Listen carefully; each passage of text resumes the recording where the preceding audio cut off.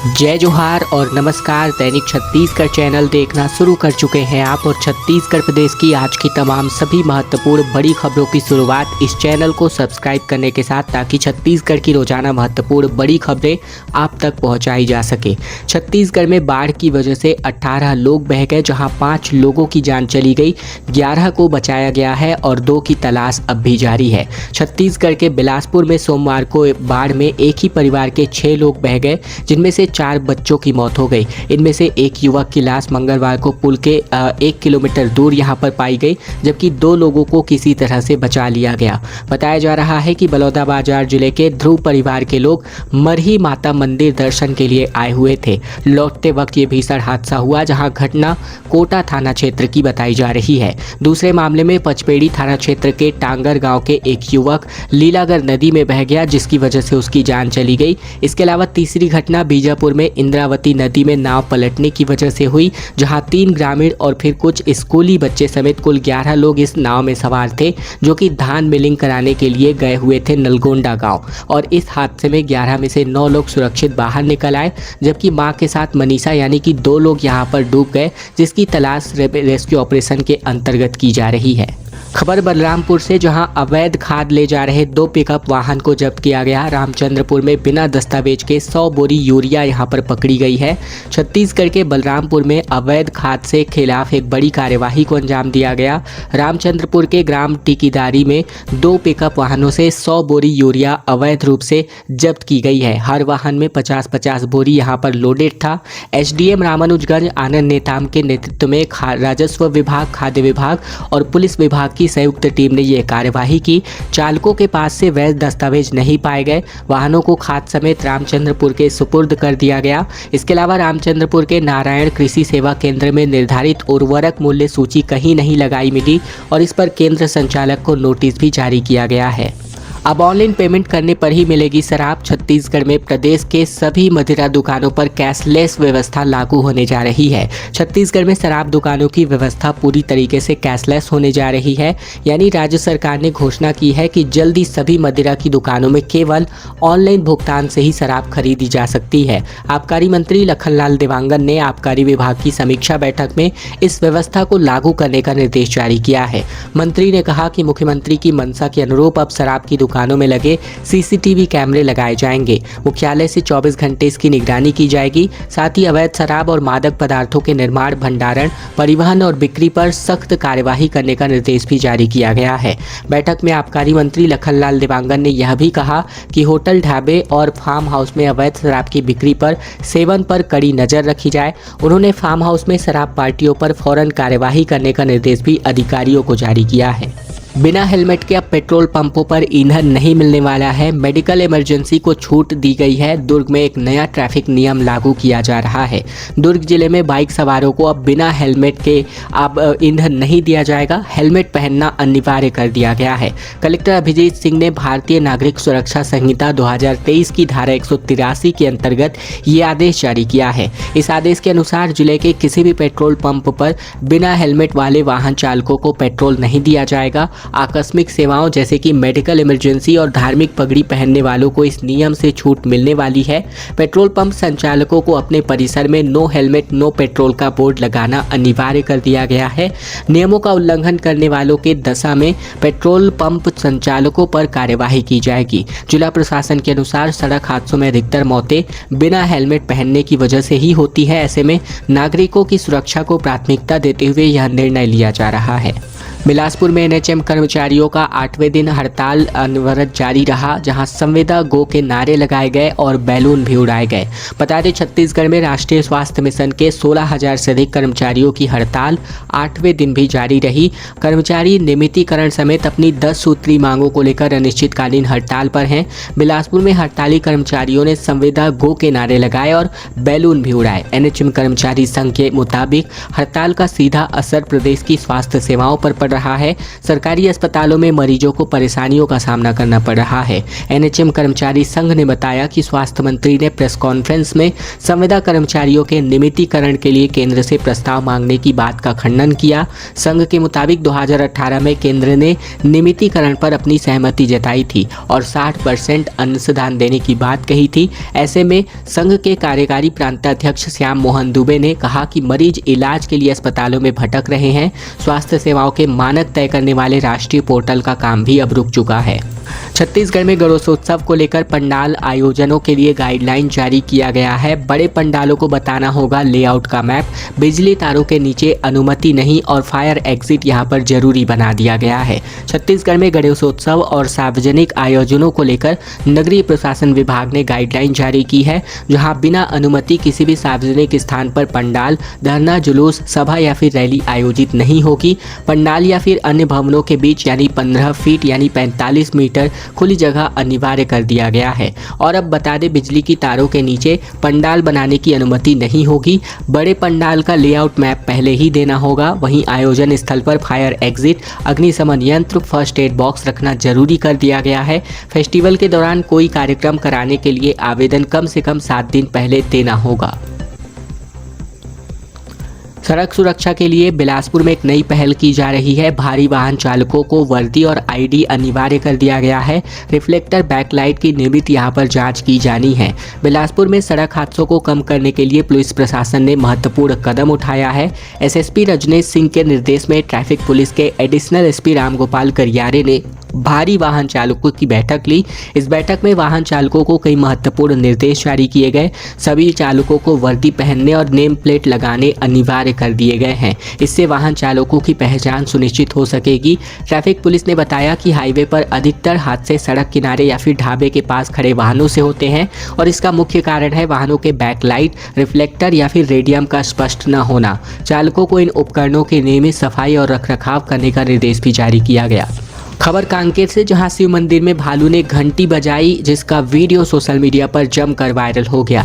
छत्तीसगढ़ के कांकेर जिले में एक अनोखा मामला सामने आया, जहां पुलिस लाइन स्थित शिव मंदिर में एक भालू नियमित रूप से दर्शन करने आता है। हाल ही में मंदिर का गेट बंद मिलने पर भालू ने घंटी बजाई। स्थानीय लोगों ने इस पूरी घटना का वीडियो अपने मोबाइल पर कैद कर लिया। वहीं भालू ने लोगों की आवाज़ों को सुनकर मंदिर से दूर चला गया। पुलिस लाइन के कर्मचारियों के अनुसार यह भालू पिछले कुछ दिनों से मंदिर के पास आता है। पहले जब देर रात घंटी बजती थी तो लोग किसी भक्त द्वारा बजाए जाने की बात करते थे, लेकिन कुछ दिन पहले कर्मचारियों ने भालू को घंटी बजाते हुए देखा था, जो वीडियो भी यहाँ पर कैप्चर हुआ है।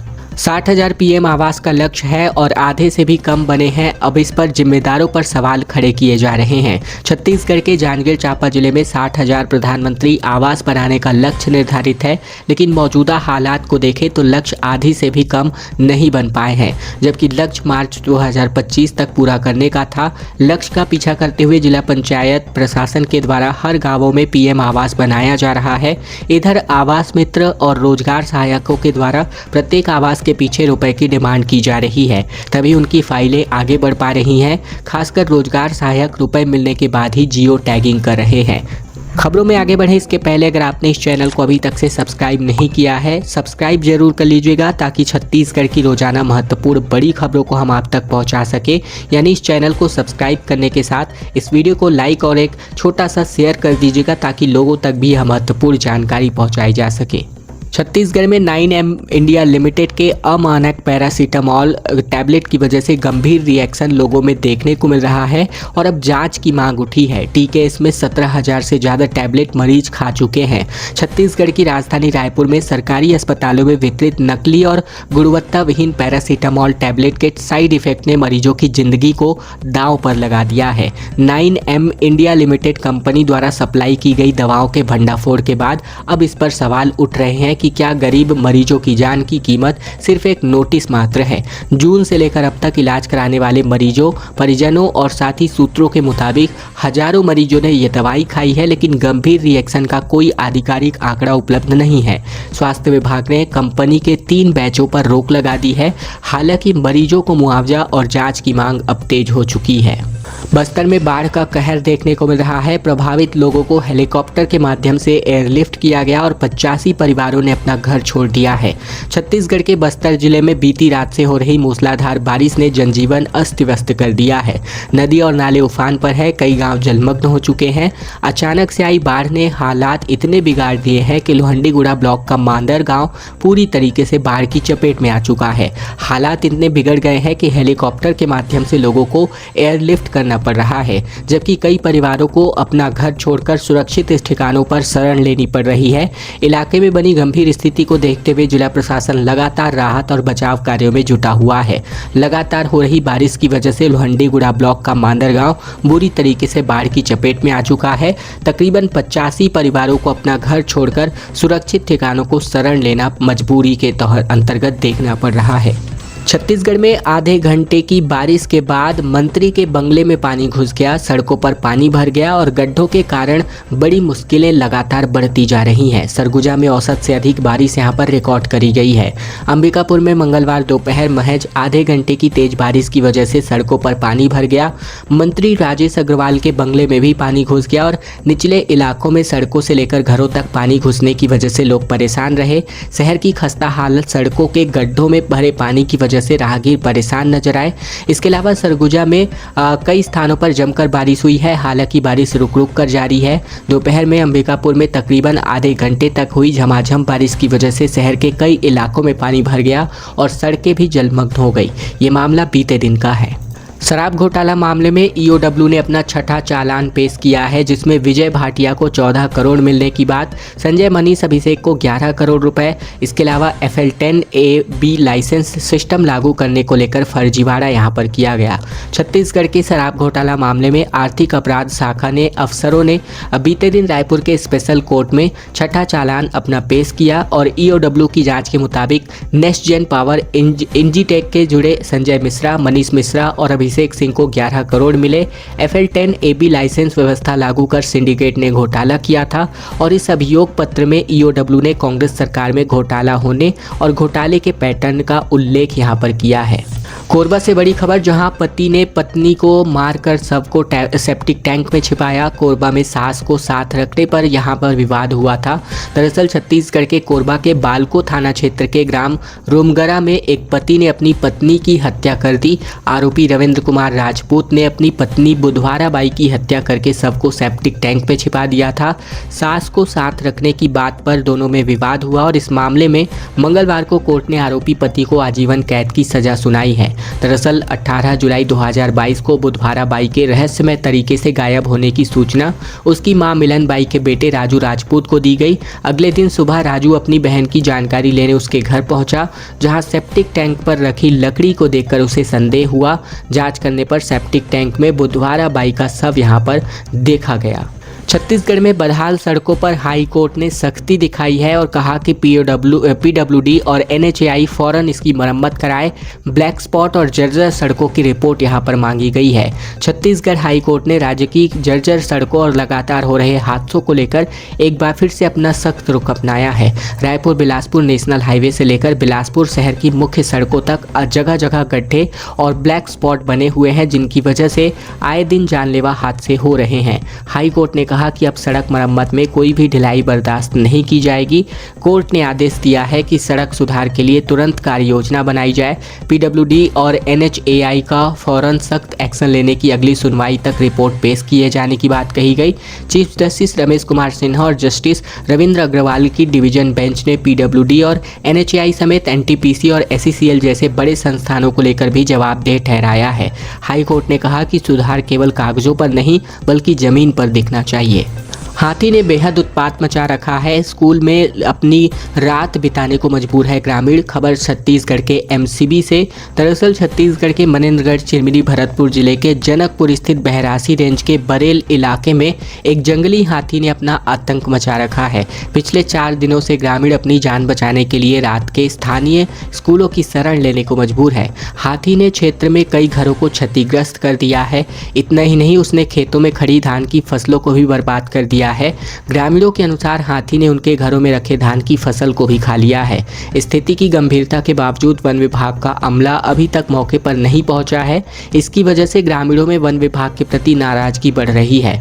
लोगों को उम्मीद है कि वन विभाग जल्द ही समस्या का समाधान करेगा और उनकी सुरक्षा सुनिश्चित करेगा। इसके अलावा बात करें तो यहाँ पर लगातार जो है स्थिति की गंभीरता बढ़ती जा रही है। खबर रायपुर से, जहां मालगाड़ी के पहिए पटरी से उतर गए। उरकुरा से आरएसडी जाने वाली लाइन में यह हादसा हुआ और मौके पर रेलवे अधिकारी पहुंचे। रायपुर रेलवे स्टेशन के पास मंगलवार सुबह 8:39 पर एक मालगाड़ी के 2 पहिए पटरी से उतर गए। घटना की जानकारी मिलते ही रेलवे के अधिकारी और कर्मचारी मौके पर पहुंचे। 10:50 पर पहिए को वापस चढ़ाया गया। जानकारी के मुताबिक ये हादसा उरकुरा से आरएसडी जाने वाले लाइन में हुआ और मालगाड़ी में ऑटो लोड था जो कि पुणे से निकली थी। मालगाड़ी के डीरेल होने की वजह से 2 पैसेंजर गाड़ियां प्रभावित हुई हैं। ऐसे में छत्तीसगढ़ एक्सप्रेस और शालीमार मुंबई एलटीटी एक्सप्रेस इसमें शामिल है। छत्तीसगढ़ की बेटियों की एक बड़ी खोज निकलकर सामने आ रही है। छत्तीसगढ़ में जो चेज भाजी होती है उससे फॉरेंसिक पाउडर बनाया गया जो साक्ष्य यानी कि फिंगरप्रिंट को स्पष्ट करने में मदद करता है। छत्तीसगढ़ में बहुतायत में मिलने वाली चेज भाजी अब अपराध की गुत्थियां सुलझाने में मदद करेगा। छत्तीसगढ़ के महासमुंद की 2 होनहार बेटियां मृपाल वेदानी और ओजल भारद्वाज ने मिल करके इस भाजी से एक ऐसा फॉरेंसिक पाउडर तैयार किया है जो कि अपराध स्थल से फिंगरप्रिंट यानी कि चोट के निशान को स्पष्ट करने वाले और अन्य साक्ष्य जुटाने में बेहद कारगर साबित होगा। खास बात यह है कि महंगे और हानिकारक केमिकल की जगह पर यह सुरक्षित और किफ़ायती विकल्प है। इस आविष्कार के लिए दोनों को भारत सरकार ने हाल ही में कॉपीराइट का सर्टिफिकेट प्रदान किया है। चेज भाजी में चारकोल पाउडर होता है जो टेबल, कप, ग्लास और दीवान में चिपकाने में सहायक होती है। ऐसे में मैग्नीशियम पाउडर की लुगदी बनाने से ये रोकता है, जबकि सेल्यूलोज कंपोनेंट साइड इफेक्ट नहीं करता। छात्राओं ने चेज भाजी से फॉरेंसिक पाउडर बनाने के 12 सैंपल लिए थे जो 3 कैटेगरी में बांटे गए थे। लैब में पोरस पाउडर के सैंपल से दीवार, टेबल में जांच की गई और यहां पर ये रिजल्ट सामने आए हैं। आरएमएसए सामग्री सप्लाई घोटाला मामले में 24 पोटाकोबिन के अधीक्षकों को हटा दिया गया है। छत्तीसगढ़ के बीजापुर में शिक्षा विभाग ने आरएमएसए में करोड़ों की सामग्री सप्लाई गड़बड़ी के मामले में आखिरकार जिला प्रशासन ने एक बड़ी सख्ती दिखाई है। एसडीएम की जांच रिपोर्ट के बाद कलेक्टर ने जिले के चारों ब्लॉकों के 24 अधीक्षकों को पद से हटा दिया है। इनकी जगह पर अब नई अधीक्षकों की नियुक्ति कर दी जाएगी। बता दें, एसडीएम की जाँच में ये मामला सामने आया कि बिना भंडार क्रय नियम और टेंडर प्रक्रिया का पालन किए ही चारों ब्लॉकों के 26 पोटा कैबिनों में लगभग 1 करोड़ 20 लाख रुपए से ज़्यादा का भुगतान कर दिया गया था। मामले में अब तक 2 कर्मचारियों के खिलाफ एफआईआर दर्ज हो चुकी है। प्रशासनिक कार्यवाही के बाद संकेत मिले हैं कि अधीक्षकों पर भी एफआईआर दर्ज हो सकती है।